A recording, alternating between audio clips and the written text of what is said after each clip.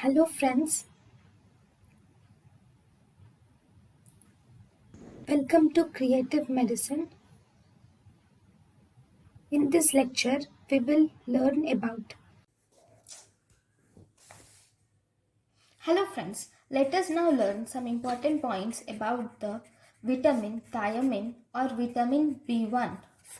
Thiamine is a water-soluble vitamin and the specific coenzyme of thiamine is thiamine pyrophosphate. This thiamine pyrophosphate is associated with carbohydrate metabolism. This thiamine is seen in alluran layers of cereal, wheat flour, unpolished hard pound rice or yeast. The recommended dietary allowance of thiamine is 1 to 1.5 milligram per day. This thiamine is made up of a thiazole ring which has a pyrophosphate attached to it, and on one side it has a methylene bridge and it has a pyrimidine group. So this is the main structure of thiamine. It has a thiazole ring bounded to a pyrophosphate, and on one side it has methylene bridge and pyrimidine ring. So this pyrimidine and thiazole are held by the methylene bridge, and the alcohol of the thiamine are esterified with 2 moles of phosphate to form this thiamine pyrophosphate. Only this part is thiamine and this whole is thiamine pyrophosphate. Now if you see the important biochemical reactions of thiamine. So first here in the thiamine pyruvate, in the presence of pyruvate dehydrogenase, it forms acetyl-CoA. Then alpha ketoglutarate, in the presence of alpha ketoglutarate dehydrogenase, it forms succinyl-CoA.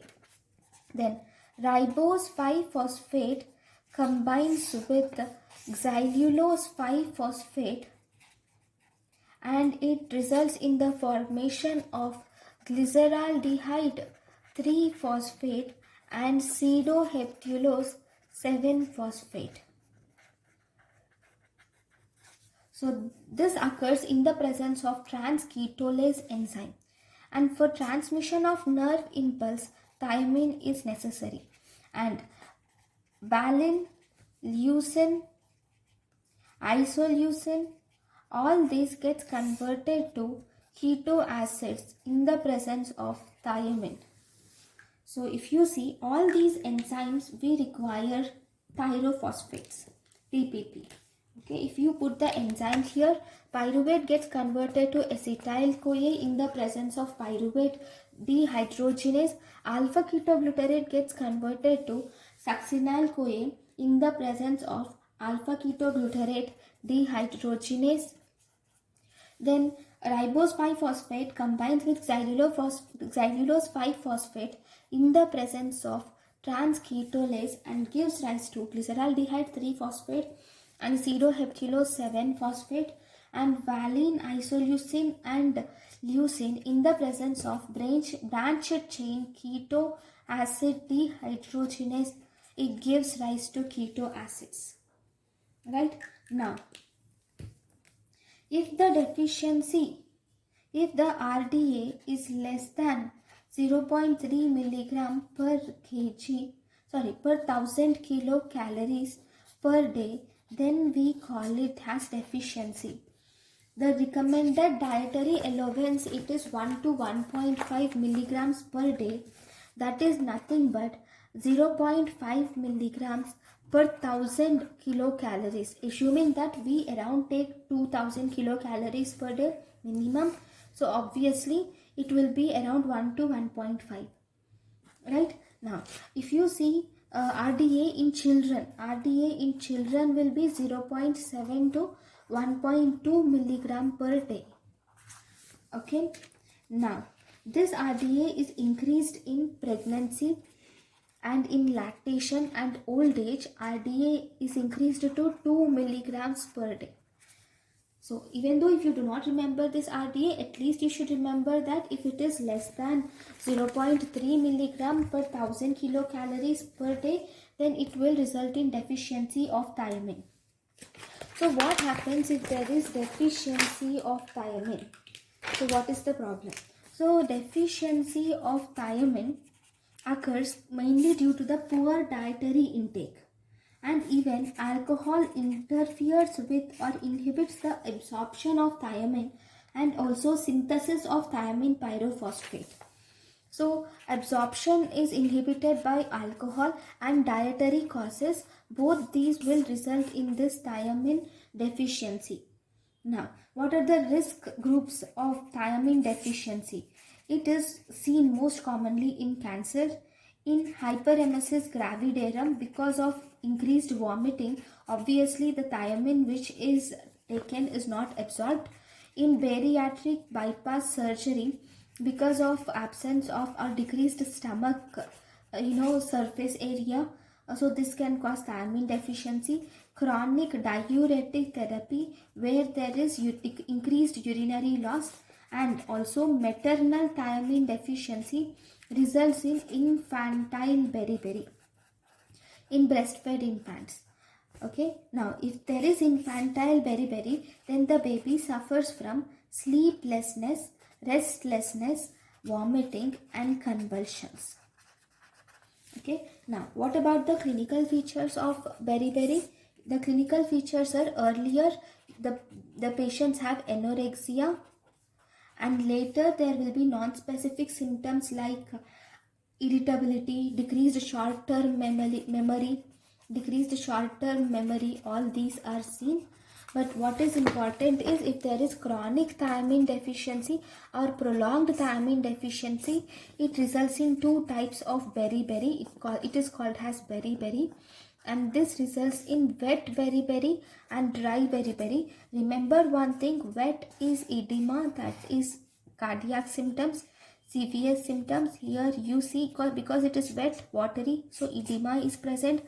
There will be enlarged heart, increased heart rate, tachycardia is seen, congestive heart failure is seen. And in dry beriberi, mostly it is CNS symptoms. There will be mainly peripheral neuropathy. The peripheral neuropathy can be motor or sensory symptoms, and there will be decreased reflexes also. Okay, this occurs which is not even chronic, we can't say, it occurs in beriberi, okay, which occurs due to prolonged thiamine deficiency. And sometimes if there is chronic thiamine deficiency, okay, then there is one more thing called as Vernix Encephalopathy will occur.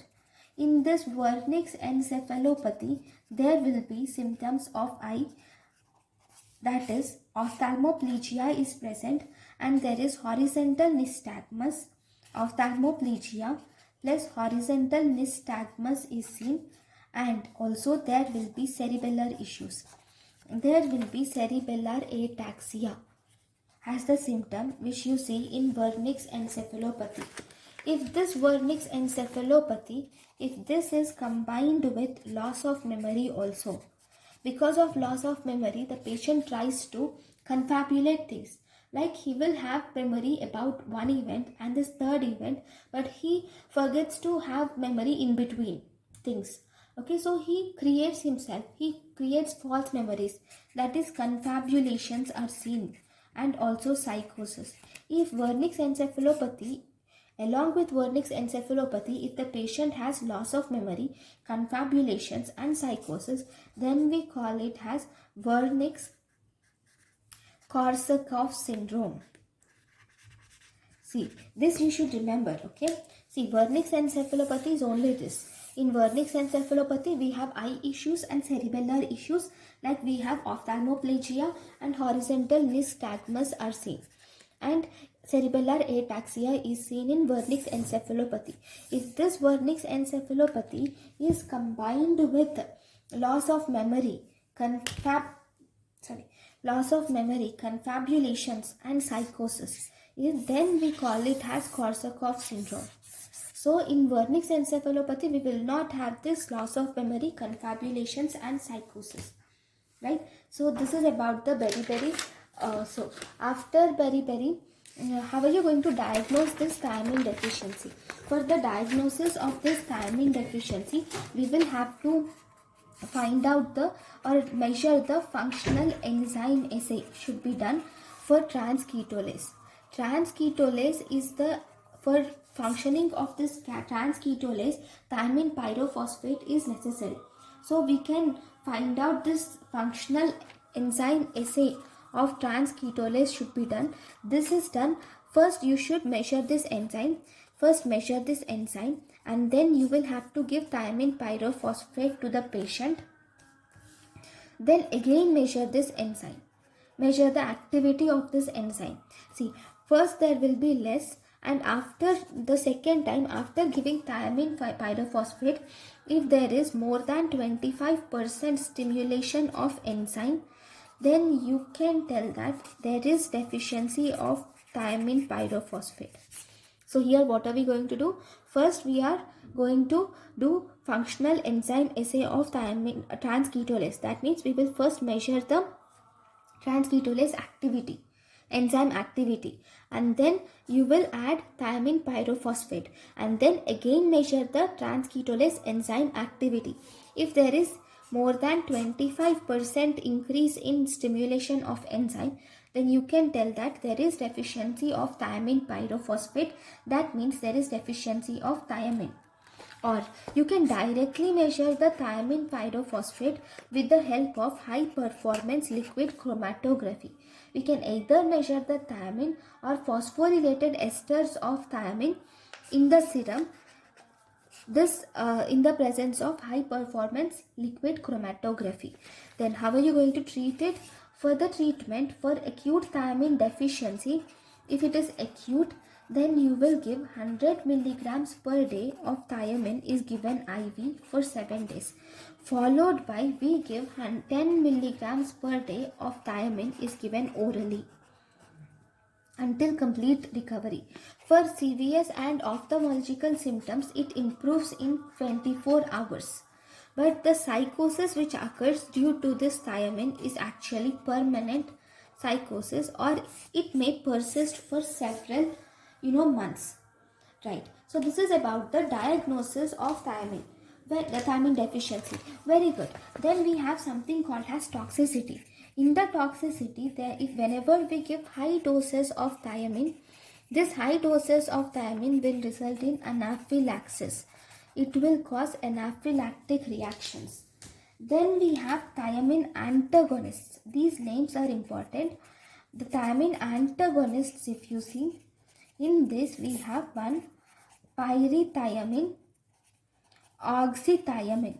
Thiamine antagonists are pyrithiamine and oxythiamine are thiamine antagonists. And there is an enzyme called as thiaminase.